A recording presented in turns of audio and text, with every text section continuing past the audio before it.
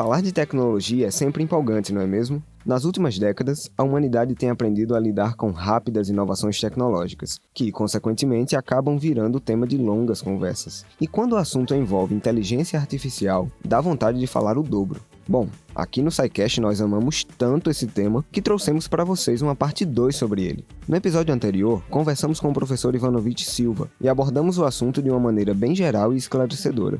Neste episódio, temos uma proposta um pouquinho diferente. Mas calma aí, primeiro roda a vinheta.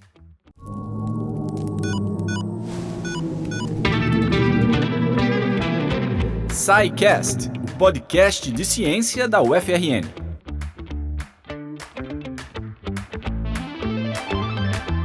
Olá e seja bem-vindo a mais um episódio do SciCast UFRN. Eu sou Lucas Albuquerque e esta é a parte 2 da nossa intrigante jornada ao mundo da inteligência artificial. Dessa vez, decidimos ampliar ainda mais a discussão e, para isso, conversamos com 3 convidados especiais que nos levaram a refletir sobre as diversas implicações dos avanços da inteligência artificial na atualidade e também seus impactos no nosso dia a dia enquanto sociedade. Para abrir o episódio, recebemos o professor Sérgio de la Sávia, do Departamento de Filosofia da UFRN, que conversou com a nossa equipe sobre os dilemas morais e éticos envolvendo essa tecnologia. Se liga só.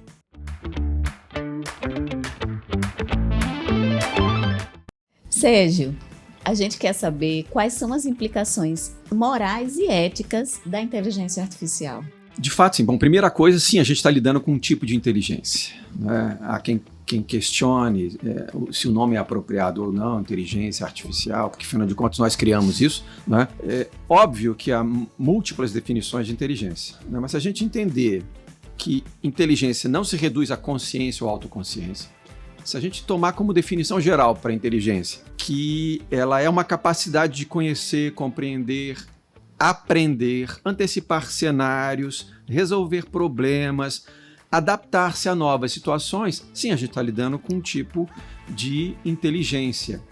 Uma inteligência artificial, não porque ela brotou espontaneamente dos computadores, nós criamos isso, mas porque ela é generativa, ela aprende, ela se autodesenvolve na interação com os humanos. E os criadores não têm dimensão das potencialidades, das capacidades que ela tem para gerar novos conhecimentos. Mas se a gente tomar essa definição como base, sim, a inteligência artificial pode se mostrar inigualavelmente mais capaz em certos domínios e operações do que a inteligência humana. Bom, esse é o primeiro, o que já levanta alguma preocupação, né?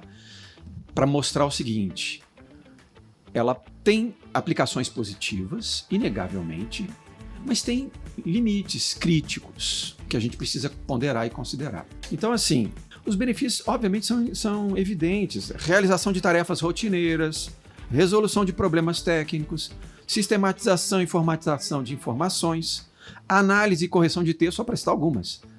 Quem já utilizou sabe que ela é uma excelente ferramenta que não dispensa a atividade humana, a inteligência humana, porque há falhas. Mas se você tem competência numa certa área, você pode servir disso de uma maneira bastante interessante.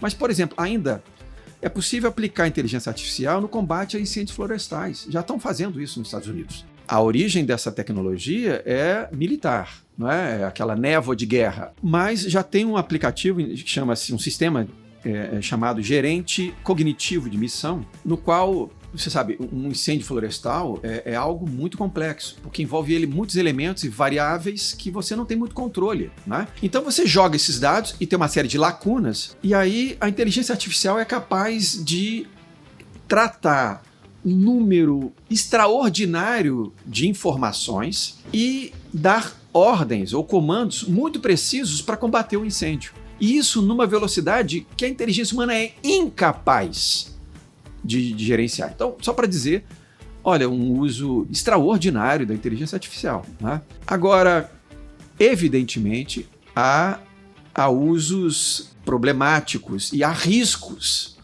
consideráveis nesse tipo de inteligência, né? Um primeiro, vou citar 2 mais evidentes. O primeiro é o uso militar. Quer dizer, aqueles que dizem que apontam para os riscos, tomam o quadro militar como o mais exemplar dos problemas que a inteligência artificial pode gerar, né? Por exemplo, o que se estabelece hoje como gerenciador de batalhas baseado em inteligência artificial. E aí eu vou citar uma frase da Stacey Patty John, do Center for a New American Security. O que seria um gerenciador de batalhas baseado em IA? Seria um general de alta patente no comando das tropas, dando ordens a várias forças e coordenando ações de todas as armas disponíveis. Isso não é um cenário catastrófico futurístico. Não, isso é o que já está em andamento. Isso tem sido objeto de debate na ONU desde 2021. Por que a aplicação disso? Quer dizer, por que um gerenciador de batalhas baseado em IA? Justamente porque a IA é capaz de gerenciar um grande volume de dados numa velocidade além do humano. E se você está pensando no enfrentamento de tropas, quem toma decisões mais acertadas em menor tempo tem vantagem sobre o inimigo. Então, os Estados Unidos, a China, a Rússia já declararam que são contra a proibição de uso de inteligência artificial nos sistemas de defesa. Então, isso está em curso e está declaração de um militar americano. Nós vamos acelerar o uso de inteligência artificial no domínio de defesa. E nesse caso, a palavra-chave é autonomia.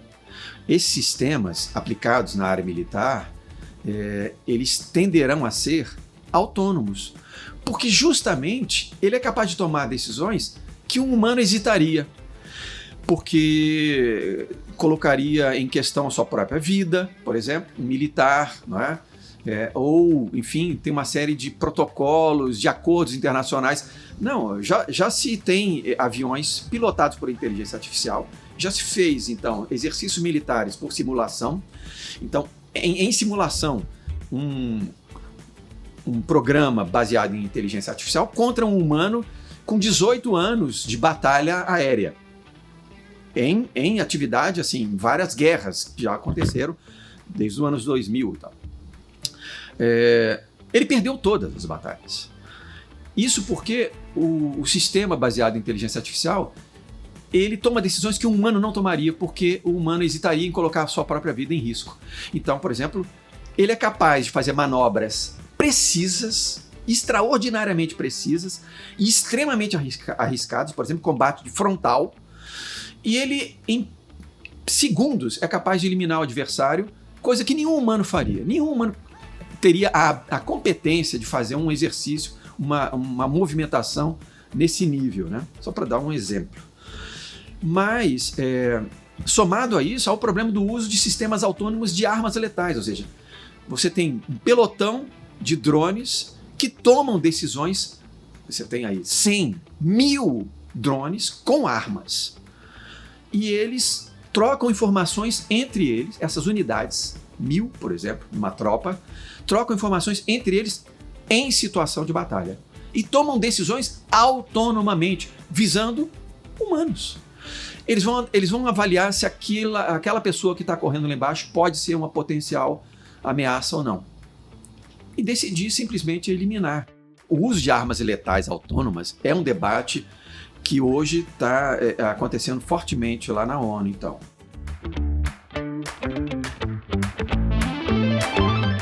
Segundo exemplo, Sandra, armas químicas, né? E recentemente um químico, Sean Atkins, ele foi convidado pelo Spies Laboratory e ele foi participar lá, né, de experimentos baseados em inteligência artificial no sentido de produzir moléculas para tratar doenças. E aí ele sugeriu que, ao invés de pedir a IA para criar moléculas para tratar doenças, eles testassem o sistema e solicitassem ao sistema que criasse uma molécula tóxica, a mais possível. Eles só alteraram o 0 por 1 no comando e deram Enter. O sistema ficou trabalhando a noite inteira. No dia seguinte, tinha um arquivo com mais de 40.000 moléculas tóxicas que foram consideradas potencialmente as moléculas mais tóxicas conhecidas pela humanidade. Quem tem acesso a isso? Possivelmente qualquer pessoa. Esse é o problema. Ele ficou estarrecido e isso foi objeto de artigo científico, de debate com a comunidade científica. Ou seja, esse sistema de inteligência artificial, hoje, ele é de uso largo, em grande medida. Então a gente não pode hoje controlar, por isso alguns mais radicais, mais alarmistas, dizem assim, a gente precisa tomar decisões urgentes agora, esse é o momento. Outros acham que já é tarde demais, né? Enfim. Mas, de qualquer maneira, os riscos são enormes, mesmo porque os próprios criadores estão preocupados, né? Eu já ouvi alguém dizer o seguinte, quem está pretendendo limitar a inteligência artificial é porque não está desenvolvendo, não tem nenhum produto para oferecer e quer poder bloquear, né? Suspender o avanço dessa inteligência para poder estudar isso para desenvolver, né? Esse argumento é falacioso, porque recentemente diretores de grandes big techs, né, se reuniram e assinaram um documento, dentre eles Sam Altman, diretor executivo da OpenAI, da ChatGPT. Então, a ChatGPT, a OpenAI, já tem produtos, né? Eles não querem, então, impedir que outros tenham. Eles já têm produtos. E o Geoffrey Hinton, que é o cientista tido como o padrinho da inteligência artificial, ele pediu demissão do Google, não faz muito tempo, para poder dizer o que ele pensava disso tudo. Então, assim, o sujeito que é considerado o padrinho da inteligência artificial, ele sai para poder ficar livre e poder dizer. E nesse documento, eles dizem que minimizar o risco de extinção pela IA deve ser uma prioridade global. Isso está no documento que eles assinaram. Mas o Geoffrey Hinton, ele disse que em breve tempo, nós vamos chegar num ponto em que nenhum ser humano será capaz de diferenciar a verdade da mentira. Isso já está em curso, Sandra. Isso já está em curso, né?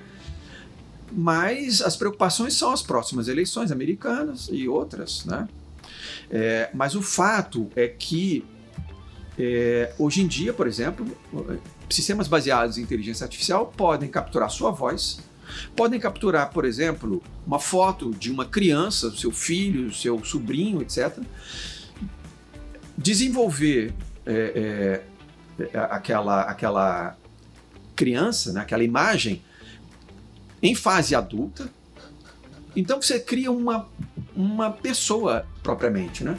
Então, enfim, os usos perversos, digamos, que são assustadores, alarmantes, né? Então não é mais assim um medo do desconhecido, né? Como, por exemplo, a energia atômica, né? Claro que a gente falou assim, bom, a energia em si mesma ela tem benefícios e tem malefícios, mas energia atômica para produzir uma bomba, por exemplo, não é de larga escala, assim, não é uma tecnologia de fácil acesso, né? O problema é que a IA hoje né? E eu diria assim, Sandra, que a gente está diante de um dilema para o qual a gente não tem resposta satisfatória. Ninguém tem. Eu acho que esse é o problema, né? Esse é o alerta.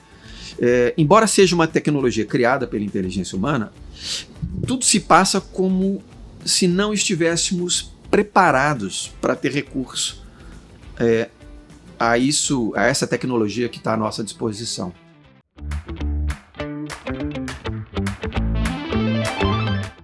Eu vou citar um caso, só para ter como parâmetro. Por volta do ano 460 a.C., Ésquilo, um autor trágico grego, né? Ele retratou em uma tragédia. Tragédia é um gênero dramático tipo da Grécia Antiga, né? Ele escreveu uma tragédia intitulada O Prometeu Acorrentado, que é uma arte dramática, então ela é executada, né? São 3 episódios executados em dias de festa e tal, nos concursos trágicos, né? Ele ganhou o concurso desse ano com essa tragédia, O Prometeu Acorrentado. O que ele contava, né? Ele conta o que seria a humanidade, o que a humanidade se tornou com os dons de Prometeu. Prometeu é um deus, ele soube dos planos de Zeus para exterminar a humanidade, e ele então decide, é o que conta essa tragédia, belíssimo texto, inclusive, ele decide dar aos homens vários dons. As letras, número, capacidade de contar, capacidade de avaliar a mudança das estações. Deu vários dons. O fogo, as pessoas lembram logo do fogo, né? Mas ele deu uma série de dons. Isso mostra como a humanidade era antes. A humanidade antes era irreconhecível como humanos, assim, eles vagavam sem consciência, sem noção do tempo, etc. E eles passaram a construir uma série de artes e técnicas a partir dos dons de Prometeu. Ou seja, a humanidade não existia antes dos dons de um Deus, né? E até, inclusive, a consciência da morte. Bom, nós, segundo essa tragédia de Ésquilo, nos tornamos humanos porque ganhamos algo além das nossas capacidades. É isso que conta essa tragédia de Ésquilo do ano de 460 a.C. A nossa experiência com a inteligência artificial parece mostrar que nós recebemos um dom, ou desenvolvemos, para o qual a gente ainda não estava preparado para usar. E isso porque a inteligência artificial, diferentemente de outras tecnologias, elas são generativas. Isto é, elas têm a capacidade de aprender com a interação, de se desenvolver autonomamente. E nem mesmo os criadores sabem aonde isso pode levar. E, óbvio, por que eu digo que a gente não está preparado? Porque a humanidade não está num patamar moral, para retomar a sua pergunta, que nos leve apenas a utilizar de maneira positiva, ou seja, a fazer bom uso dessa tecnologia. Né? Já se usa isso para o mal, como eu estou dizendo, e dei alguns exemplos aqui. Então, o problema é isso, é como se a gente tivesse adquirido um dom antes do tempo, antes da humanidade adquirir um padrão moral que lhe habilitasse a fazer uso de algo para o qual a gente não tem sequer a dimensão de onde ela pode nos levar.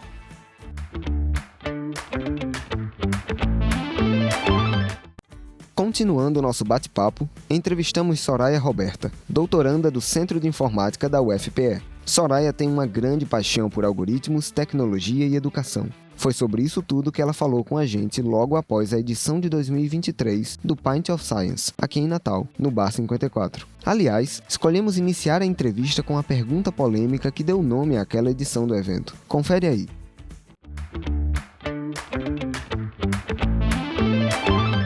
Eu pergunto para você, a gente manda nudes ou não?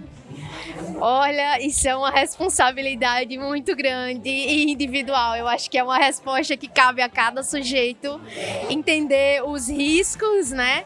E, no caso, cada um julgar se há algum benefício. Então, vai de cada um aí entender se manda ou não nudes. A gente hoje falou aqui sobre como a IA, ela está por trás dessa rede de informações, dessa rede de sistemas, de produtos que são gerados, né, na indústria computacional, na indústria da tecnologia. E eu acho que tudo isso passa pelo senso crítico, né? Então, a quem pertence uma imagem que é feita por uma IA, né? A quem pertence um texto que é gerado também por uma IA, o reconhecimento facial ali. Eu entrei num prédio público ou privado e ele reconheceu a minha cara. A quem pertence aquela imagem, eu tenho o direito de contestar a utilização daqueles meus dados, como aqueles meus dados vão ser armazenados, né?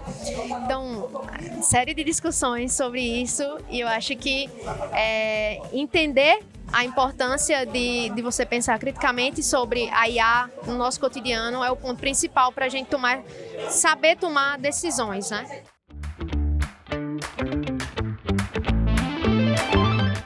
Você falou sobre educação, falou bastante sobre educação, citou Paulo Freire em diversos momentos, né, da sua fala. E eu queria que você falasse o que como é que está a educação, como é que se pensa a educação hoje diante desse cenário da inteligência artificial? Você que é uma pessoa que é da área de computação, que faz trabalho com poesia e faz trabalho com educação, né? Diretamente relacionado à educação. Então, eu queria que você falasse um pouco sobre como é que está a educação, em que pé está a educação hoje diante de toda essa discussão em torno da inteligência artificial. Bem, minha formação acadêmica desde o ensino médio são nas instituições federais aqui do Rio Grande do Norte. Hoje eu faço doutorado na UFPE em Recife, na Federal de Pernambuco, mas meu ensino médio foi no Instituto Federal do Rio Grande do Norte, curso técnico de informática, minha graduação em Caicó, né, na UFRN, Sistema de Informação, e meu mestrado no IMD, né, na UFRN também, pesquisando sobre pensamento computacional para ensinar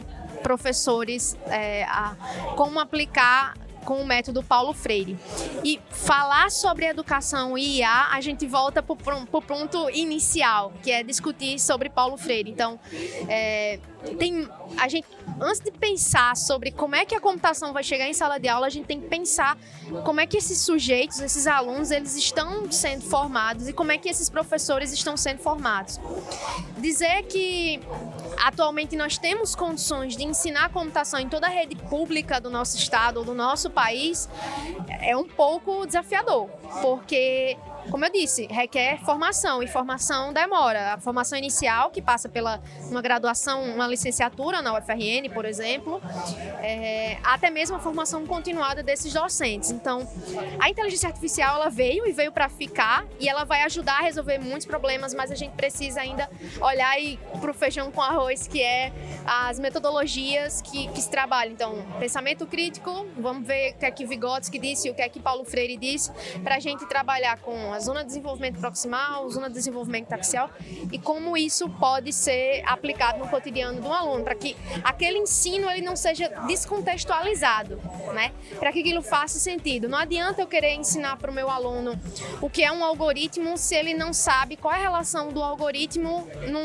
na compra do final do mês na casa dele, ou por que está faltando alimento na casa dele. Então, pensar criticamente exige de nós esse conhecimento sobre Paulo Freire, independente do nível de ensino. E me fala uma coisa, também vi aqui que você tem uma história que vai terminar na Globoplay, é isso? Sim, a boa parte do meu ensino médio e da graduação e do mestrado, algumas partes já foram divulgadas em um outro documentário que já está disponível também. São episódios, né, da Globoplay, que é o Idade Mídia. Ano passado eles fizeram gravação comigo lá no IMD, na UFRN, foi bem interessante. E também ano passado eles vieram e fizeram uma reportagem comigo mais na minha casa sobre o que eu fiz na minha graduação. E isso vai ser gerado vários episódios também de podcast, onde eu falo sobre o que é inteligência artificial, sobre o que são os dados, sobre educação e dados, como a UFRN contribuiu para a minha formação, qual o impacto disso na vida de outras pessoas, na minha família. Então, assim, estou bem ansiosa para ver o resultado disso. Já estreou em Recife e em São Paulo, mas disponível para todo o Brasil e para outros países que têm também a Globoplay. Eu acho que só no segundo semestre desse ano.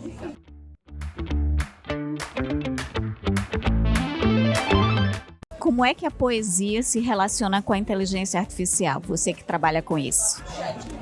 Eu acho que a base de tudo é a criatividade. Então, para elaborar um poema, e isso é um ponto que eu discuto no Cybernéticas, que é o documentário que vai ser exibido na Globoplay, é a criatividade do ser humano. Então, antes de existir essa IA, existe a criatividade do ser humano de pensar e refletir sobre o que é uma IA e elaborar algoritmos para pensar de uma forma que se assemelhe à inteligência do ser humano, só que eu acredito que a criatividade é o que vai dar um pico de criatividade cada vez mais. Acho que quanto mais a gente joga IA, quanto mais a gente joga essas tecnologias, mais a gente vai ter a criatividade, porque vai suscitar nas pessoas o que é o fácil. Então, é muito fácil chegar ali, digitar, e ela me dá um poema, ela me dá um texto, ela me dá uma letra de uma música.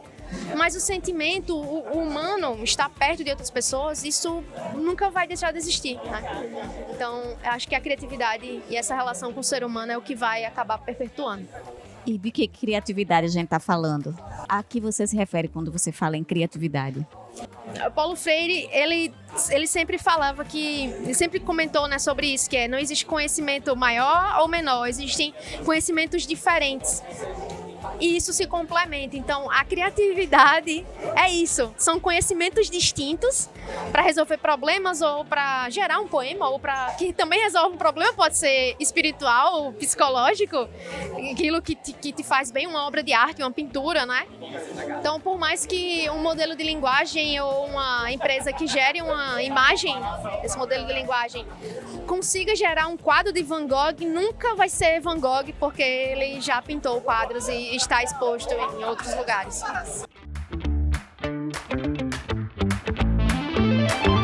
O que significa você está aqui no Pint of Science 2023, no Bar 54, no dia 22 de maio. O que significa isso para a pesquisadora, para a pessoa?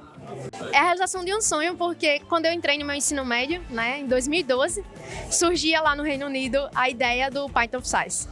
Então, eu ouvi, à época, meus professores do IF comentando sobre esse projeto. E eu nunca imaginava que, quase 11 anos depois, eu estaria aqui falando sobre algo que eu ainda nem tinha começado a pesquisar, né? Então, assim, é muito massa ver esses pontos de contato e muito massa poder levar a ciência de uma forma mais descontraída e desconstruir esses estereótipos da galera tem sobre IA e entender, fazer com que as pessoas entendam que é necessário compreender o que é IA para a gente pensar criticamente e para a gente conseguir utilizá-la da melhor forma.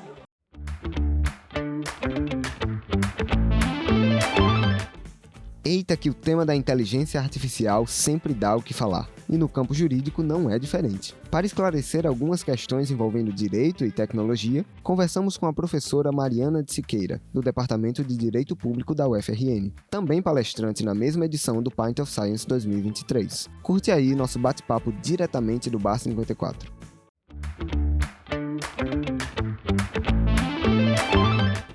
Mariana, manda ou não manda nudes? Olha, essa é a pergunta de milhões, como você me contava aqui nos bastidores, né? Eu vou dar a resposta tradicional que toda professora dá para uma pergunta polêmica. Depende. Quantos anos você tem? Você está mandando esse nude para quem? Você já se informou sobre os riscos que você corre com essa prática? Por isso depende. E aí, obviamente, quando você manda, falando agora sério, né? Falando a partir do direito, quando você manda uma imagem de nude para alguém, você não tem segurança 100% de que aquela imagem ficará preservada. Há, portanto, um risco envolvido. E uma vez que essa imagem seja divulgada sem o seu consentimento, o direito está aí para lhe proteger.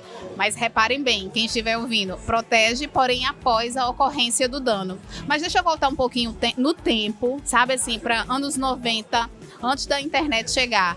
Nude não é uma coisa propriamente de agora. A despeito dessa nomenclatura, a gente usa hoje em dia. Mas tirar foto mostrando o corpo nu para presentear um parceiro, alguém que era um namorado, um ficante, é uma prática relativamente antiga. E o risco existia mesmo antes, quando você levava o filme da máquina fotográfica para revelar naquela loja, né, que revelava fotografia. Então o risco nesse tipo de exposição sempre existiu. O que muda agora são as dimensões de divulgação globais, porque em um clique, com segundos, sua imagem pode ganhar uma repercussão global. Então é super arriscado e eu preciso dizer que na juventude é algo recorrente. Trabalhando com adolescentes especialmente, eu descobri que faz parte da prática da paquera entre si, enviar os nudes. E para alguém da minha geração, quem está aí escutando não está me vendo, eu tenho 40 anos. Eu me surpreendi muito quando eu vi essa informação, porque eu falei, minha gente, vocês estão jovens, já confiando num paquerinha, às vezes da escola, que não tem nenhuma relação contínua. Porque o envio, no caso deles, majoritariamente, muitas vezes vai se dar antes de você ter um relacionamento contínuo com alguém. Então imagina, quando você tem um relacionamento contínuo, você não tem segurança. Imagina num contexto de um flerte, não é? Então acho super arriscado. Se fosse alguém muito próximo perguntando pra mim, eu diria, mande não, se segure aí, faça isso de outra forma, ao vivo, não é? No presencial, há um risco realmente muito grande. E agora nos termos do direito, né, a gente viu sua palestra e acho que um dos temas assim bem recorrentes foi exatamente a regulamentação, a regulação da inteligência artificial. Em que pé está essa discussão dentro da área jurídica? Bem, no direito, essa é uma discussão muito forte na atualidade. É raro ter alguém que trabalhe com direito e tecnologia e não se preocupe com a regulação da inteligência artificial. Saindo do direito digital e indo para a comunidade jurídica como um todo, nem todo mundo está por dentro do assunto. E atualmente, no Congresso Nacional, a gente tem um projeto de lei que foi lido, avaliado, referendado por juristas, já entregue ao Congresso para fins de trâmite. Quem sabe, nos próximos meses, nos próximos anos, esse projeto de lei não se converte em uma legislação propriamente.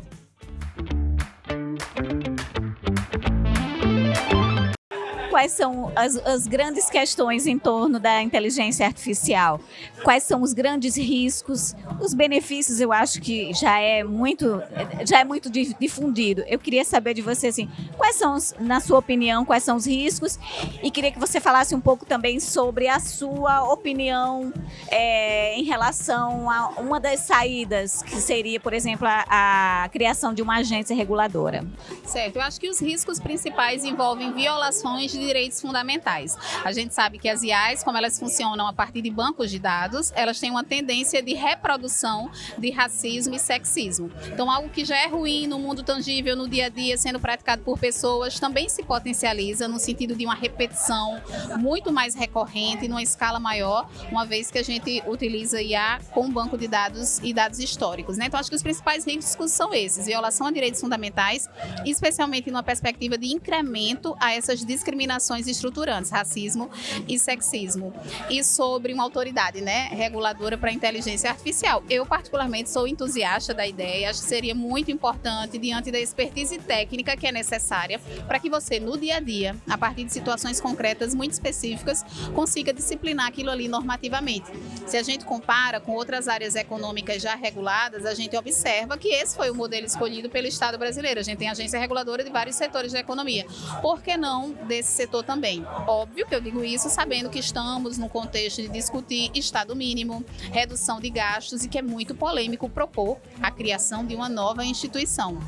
Mas, ao mesmo tempo que eu reconheço a polêmica, me parece ser a saída mais eficiente. Se a ideia realmente é a de regular com eficiência esse setor econômico em expansão. Para finalizar, eu queria que você falasse um pouco sobre a importância dessa discussão no Python of Science 2023, aqui no BA 54. Qual a importância da gente estar aqui reunido, discutindo o tema da inteligência artificial?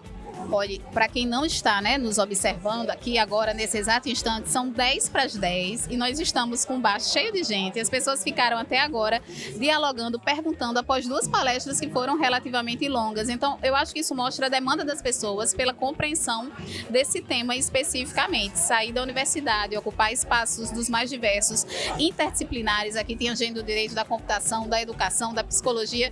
Isso é simplesmente fantástico. Então, acho que a relevância é imensa. Eu adorei ter participado e eu espero que o evento se torne cada vez mais conhecido.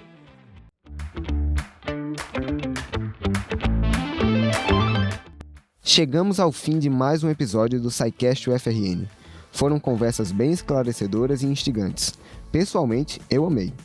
Como recomendação, deixamos o programa Idade Mídia, que conta com a participação da nossa entrevistada Soraya, e está disponível na plataforma de streaming Globoplay. Eu sou Sandra Souza. Eu sou Lucas Albuquerque e este foi o SciCast UFRN. Até o próximo episódio.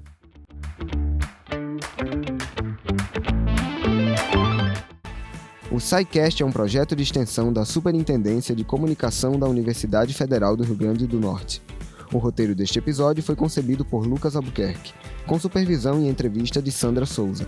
Os trabalhos técnicos, edição e finalização ficaram por conta de Wallace Medeiros e Lucas Albuquerque. O design da capa do episódio é criação de Tati Azevedo e a vinheta é de Jaime Azevedo.